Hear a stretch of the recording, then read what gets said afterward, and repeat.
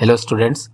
आज हम class ninth के जो इंग्लिश का पेपर है हाफ ईयरली 2022 का, जो कि आपका 2 जनवरी को हुआ था, आज हम उसके आंसर देखेंगे। या आपने कैसे किया है, आपका करेक्ट है या नहीं। चलिए इसको हम देखते हैं। सबसे पहले आपका सेक्शन है रीडिंग में से आया था एक पैसेज। उस पैसेज में आपसे यह पैराग्राफ दिया गया था जिसमें इसके क्वेश्चन, इसको आपको पहले पढ़ना था। 2 या 3 बार आप इसको पढ़ते तो इसके आंसर जो है ऑटोमेटिक आपको समझ में आ जाते हैं। तो तरीका भी यही होता है कि हमें सबसे पहले जो है पैसेज को अच्छी तरह से समझना चाहिए, पढ़ना चाहिए, उसके बाद में जो उसके क्वेश्चन है उन्हें देखना चाहिए। तो यहाँ पर देखिए, फिल इन द ब्लैंक्स में यहाँ पर आया है पहला, वांटेड टू सो व्हीट, मतलब बीज कौन बोना चाहता था, गेहूँ कौन बोना चाहता था। तो यहाँ पर लिखा हुआ है Bhola, the farmer wanted to sow wheat. दूसरा प्रश्न था, first Bhola meet to. First देखिए यहाँ पर है, first he went to Dinanath and ask him, मतलब वो दीनानाथ से मिला था, तो आपका सेकंड आंसर होगा दीनानाथ। थर्ड है, Dinanath replied oh sorry I have a. तो यहाँ पर देखिए आई हैव ए स्टोमक एक, मतलब उसको पेट में दर्द था, तो वो यहाँ पर आएगा। फोर्थ नंबर है, भोलास फ्रेंड वर, भोला के कौन कौन दोस्त थे। तो देखिए पहला तो दीनानाथ हो गया, फिर यहाँ पर पैसेज में आया था चंदन, और थर्ड था पप्पू। तो यहाँ पर फर्स्ट चंदन, फिर सॉरी पहले दीनानाथ, चंदन, और यहाँ पर एंड पप्पू आपका आंसर होता। फिफ्थ है भोला हेड, यहाँ पर लिखा हुआ है he had bags of full of weight, मतलब यहाँ पर बैग आएगा, बैग्स फुल ऑफ वेट। चलिए नेक्स्ट देखते हैं। आपको आई थी एक पोएम जिसे जो कि 5 नंबर की थी, और 5 नंबर का ही आपका ये जो 5 क्वेश्चन थे, प्रत्येक के 1 नंबर थे, मतलब टोटल मिला के ये 5 थे। तो इसका अगला देखते हैं हम, पोएम। इस पोएम को जब आप पढ़ेंगे आई वॉज इन जंगल से लेके तो मंकी वे तक, इसको 2 बार पढ़ने पर ही आपको आसानी से समझ में आ जाएगा, क्योंकि ये आपके जो टेक्स्ट बुक है उसमें से नहीं आया था, ये आया था आपके ब्रिज कोर्स में से। तो पहला क्वेश्चन है, where did the poet see a monkey. अब यहाँ पर तो कहीं भी नहीं लिखा है अगर आपने पढ़ा होगा इसको पूरा, लेकिन शुरू ही लाइन में यहाँ पर देखिए आई वॉज इन जंगल, मतलब जो पोएट था वो जंगल में था, इसलिए जो मंकी है यहाँ पर कहीं भी इसका इस्तेमाल नहीं किया गया है कि वो मंकी कहाँ पर था। तो ये लॉजिक ही है, तो वो जंगल में था, तो इसका आंसर हो जाएगा जंगल। सेकंड है, what did the monkey have in his hand. अब यहाँ पर लिखा हुआ है ये चीज़, ए मंकी हैड मोबाइल, है ना, तो उसके हाथ में क्या था, एक मोबाइल फ़ोन था। सो मैं हाईलाइट कर देता हूँ। Third one, what did the mobile have, mobile के अंदर क्या था, म्यूज़िक रिंगटोन, है ना, यहाँ पर क्या थी, तो यहाँ पर आ जाएगा म्यूज़िक रिंगटोन। चलो fourth, what did the monkey begin to, मतलब जो मंकी है वो क्या करने लगा था, डांस, ये लिखा हुआ है, happy as he dance away, है ना, having lots of fun in his monkey way. तो यहाँ पर देखिए क्या क्या ऑप्शन है, प्ले, लर्न, नहीं, डांस ही इसका राइट आंसर है। Next, where was the poet, अब पोएट कहाँ पर था, तो ये मैंने जैसे कि बोला आई वॉज इन जंगल, मतलब आई यहाँ पर रेफर कर रहा है पोएट से, तो यहाँ पर राइट आंसर होगा जंगल, ना कि पार्क, ना ही जू, और ना ही सिटी। ठीक है, तो ये भी 5 नंबर का था आपका। नेक्स्ट है सेक्शन बी, राइटिंग में। तो ये एक नोट मेकिंग के लिए था, जिसमें आपका टाइटल बहुत सारी चीज़ें हो सकती थी। बेसिकली ये जो चीज़, ये जो पैराग्राफ है, जब आपने इसको पढ़ा होगा तो आपको कुछ समझ में आया होगा कि यह एक्चुअली पुराने समय में, जैसे कि या अभी भी काफ़ी जगहों पर कोई भी सामान के बदले दूसरा सामान हमें मिलता था, वैसे ही यहाँ पर लिखा हुआ है। आप जब पढ़ेंगे स्पेंड टाइम, जैसे यहाँ पर एक कुम्हार का और एक फिशरमैन, है ना, मछुआरे का उदाहरण दिया है। जैसे एक कुम्हार जो होता है वो दिन भर बर्तन बनाने में एक पोट में अपनी मेहनत लगाता है, और जो एक फिशरमैन है वो पूरा दिन मछली पकड़ने में लगाता है, लेकिन वो होता क्या है, अपनी मनी, पैसों के बदले, मतलब पैसों से व्यवहार नहीं करते हैं वो करते हैं बार्टर सिस्टम, मतलब कुम्हार को मछली चाहिए और जो फिशरमैन है उसे बर्तन चाहिए। तो उसी तरह से यहाँ पर काफ़ी सारे पॉइंट आपको मिल जाते हैं, जैसे gold and silver were used as money because they can be divided to very small quantity, है ना, मतलब गोल्ड और सिल्वर का भी अपने यहाँ पर भी, जैसे अंग्रेजों के समय में मसालों के बदले में उधर से कुछ चीज़ आती थी, तो पहले प्राचीन समय में वही सिस्टम हुआ करता था। तो हमें बेसिकली इनके पॉइंट बनाने थे। पहला आप बना सकते थे फिशरमैन और ये कुम्हार का, पोर्ट्स है ना, पोर्टर का, और उसी तरह से आप दूसरा पॉइंट जो बना सकते थे मनी एक्सचेंज सिस्टम का, तीसरा बना सकते थे गोल्ड सिल्वर, क्योंकि वैल्यूबल धातु है उनका। और इसका जो टाइटल हो सकता था वो बार्टर सिस्टम इसका होता। ठीक है, तो अगला हम देखते हैं। फोर्थ नंबर पर आई थी आपको एप्लीकेशन, जो कि थी ट्रांसफ़र की, मतलब आपके जो पिताजी हैं वो ट्रांसफ़र उज्जैन से भोपाल हो रहे हैं, उसकी एप्लीकेशन, उसकी एप्लीकेशन लिखना थी, जो कि आपकी इस प्रकार से होती है, या जिस प्रकार से भी आपने याद की हो वही इसकी ट्रांसफ़र की एप्लीकेशन होती है, जिसमें आप अगर बस ध्यान ये रखना है कि आपका जो स्कूल का नाम है वो आपने यही लिखा हो, HSS उज्जैन, है ना। और सब्जेक्ट जो है इशू ट्रांसफ़र सर्टिफिकेट, और आपका जो नाम है आपने यहाँ पर प्रॉपर लिखा हो। अगर आप लड़की हैं तो अक्षिता और लड़के हैं तो अक्षत, और बस आपको यही लिखना था। इस सेक्शन का 1 नंबर होता है और इस सेक्शन का भी 1 नंबर होता है, जो कि यहीं पर लिखा हुआ होता है। तो आपके 2 नंबर यहाँ से मिलते हैं। तो ये टोटल 4 नंबर की थी, और 2 नंबर आपकी जो बॉडी पार्ट होता है एप्लीकेशन का उसका था। नेक्स्ट हम देखते हैं इसके, अगर आपको एप्लीकेशन नहीं करनी थी तो इसकी जगह आपको लेटर लिखने के लिए आया था समर वेकेशन के ऊपर। चलिए, 5th नंबर पे हमें आया था 5 नंबर का ऐसे, wonder of science, my hobby, any festival और ग्रेट लीडर का। अगर आपके पास अभी निबंध या ऐसे नहीं है तो मैं डिस्क्रिप्शन में इसकी लिंक दूंगा, जहाँ पर आप इनके बिल्कुल ही सरल भाषा में दिए हुए ऐसे याद कर सकते हैं।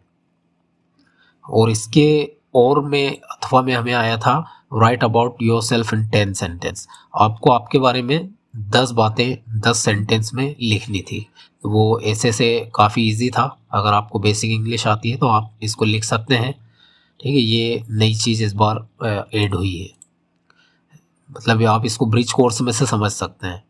नेक्स्ट है 6, on the basis of the picture, यहाँ पर describe how we can keep our self fit and healthy. हम फिट और स्वस्थ कैसे रह सकते हैं उसके ऊपर आपको 75 वर्ड्स में पिक्चर देख के लिखना था, जो कि पेपर बनाने वाले से मिस्टेक हुई है। उसने फिट और हेल्थी की जगह हमें जो पिक्चर दी है वो दी है द इम्पोर्टेंट ऑफ ट्री की। इसकी जगह दूसरा फोटो आना था, जो कि इन्होंने गलती से दे दी, तो हमें सिर्फ इसी को देख के 75 वर्ड्स में लिखना था, द इम्पोर्टेंट ऑफ ट्री। मैंने यहाँ पर इसका आंसर लिखा हुआ है। आप अगर नहीं भी आता है इतना सब कुछ, तो आप केवल इन सभी शब्दों के आगे ट्री लिखकर इनका उपयोग कर सकते थे। 9 से 10 पॉइंट आप आसानी से इन्हें देखकर बना सकते थे। तो यहाँ पर 75 वर्ड्स में इतना आपको आना चाहिए या इतना लिखना चाहिए। सेक्शन सी है ग्रामर, दिस इज, यहाँ पर आंसर होगा ए, फैन। नेक्स्ट है नो न्यूज़ इज, इसमें इज आएगा। Good news, Mahesh do, does और डन, यहाँ पर आएगा डज। महेश डज, क्योंकि ये सिंगुलर है इसलिए ACS और IS जो वर्ब होती है उसमें जुड़ता है। नेक्स्ट है पीपल, शुड आएगा इसमें, शुड ओबे ट्रैफिक रूल। पीपल शुड ओबे ट्रैफिक रूल, मतलब लोगों को ट्रैफिक नियमों को मानना चाहिए। अगला है गॉड ब्लेस हर, केन तो आपने कभी नहीं सुना होगा, तो ये तो मे आएगा, मे गॉड ब्लेस हर। नेक्स्ट है 6, मतलब एनी 5 करने थे लेकिन मैं ये भी इसको भी बता देता हूँ, सम पेजेस। ठीक है, देखकर ही आंसर पता लग जाता है। Pages of this book are torn, any तब आता जब यहाँ पर नेगेटिव सेंस में बात होती। अगला है क्वेश्चन नंबर 8, जो कि आपको 5 करने हैं, और ये भी 5 नंबर का था। तो ही सोल्ड हिज हॉर्स, आपको चेंज द वॉइस, मतलब इसकी वॉइस चेंज करना थी, जो कि हो जाता horse sold by him, sorry horse was sold by him, इस तरह से आपका आता। लिख देता हूँ, horse horse was horse was sold by him, ये इसका आंसर होगा। नेक्स्ट है he said the sun rise in the east, इसका जो नरेशन चेंज करना था आपको, तो he said that the sun rise in the east, यही आपको केवल दैट लगाना था, ठीक है।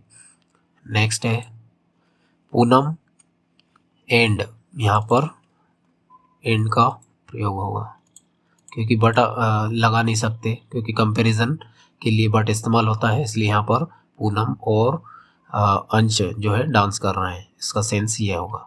अगला है वी प्ले होगी, चेंज द नेगेटिव। इसको नेगेटिव में बदलने के लिए सिंपल आपको we do not play hockey, यह आपका इसका आंसर होगा। केवल डू नॉट लगाना था इसमें।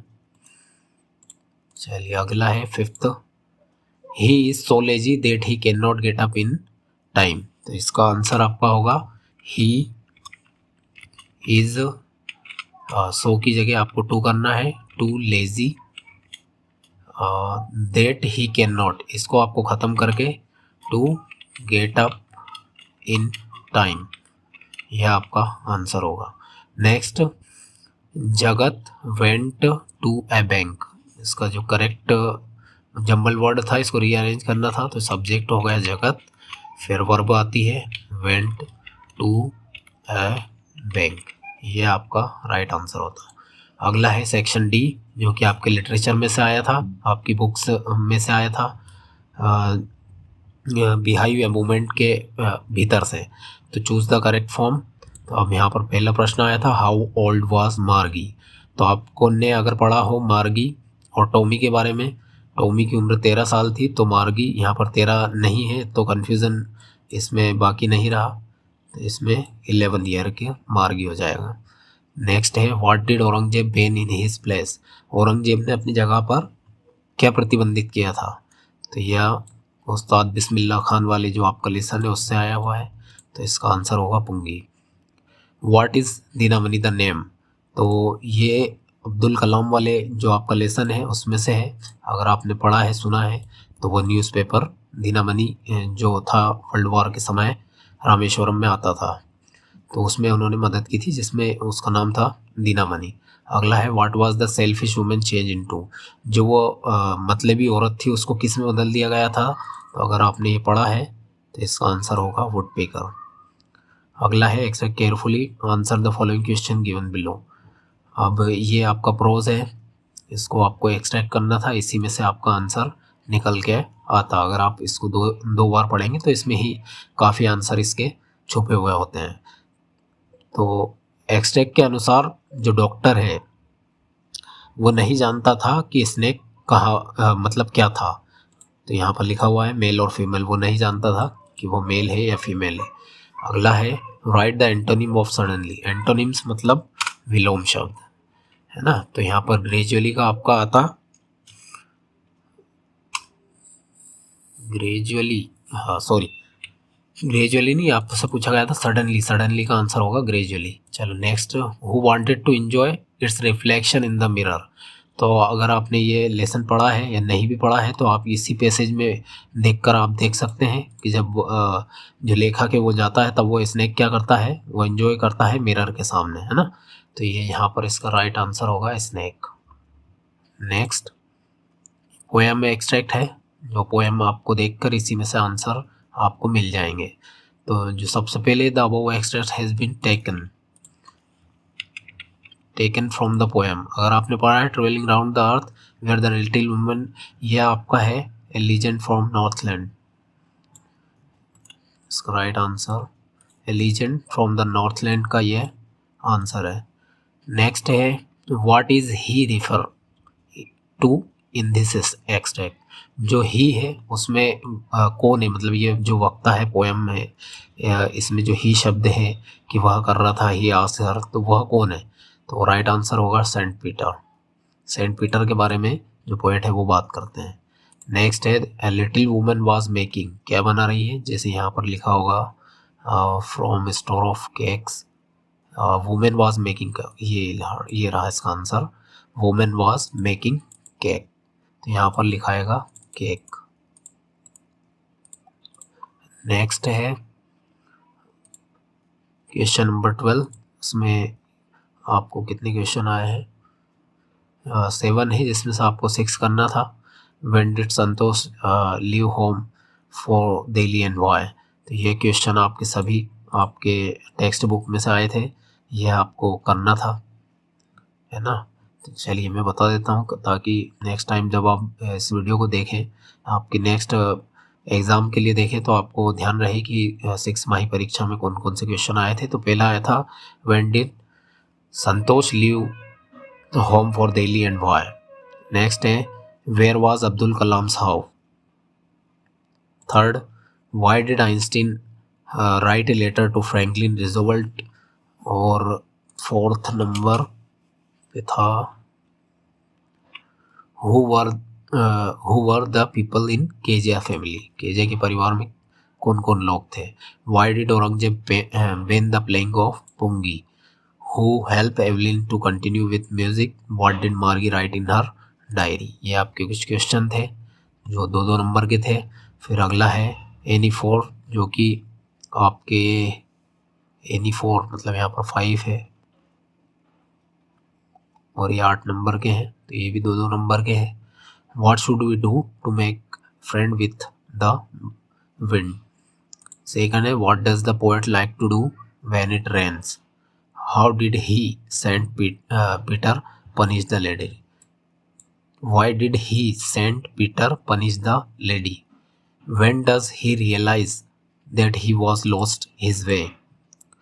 What does Toto come to grandfather's private zoo?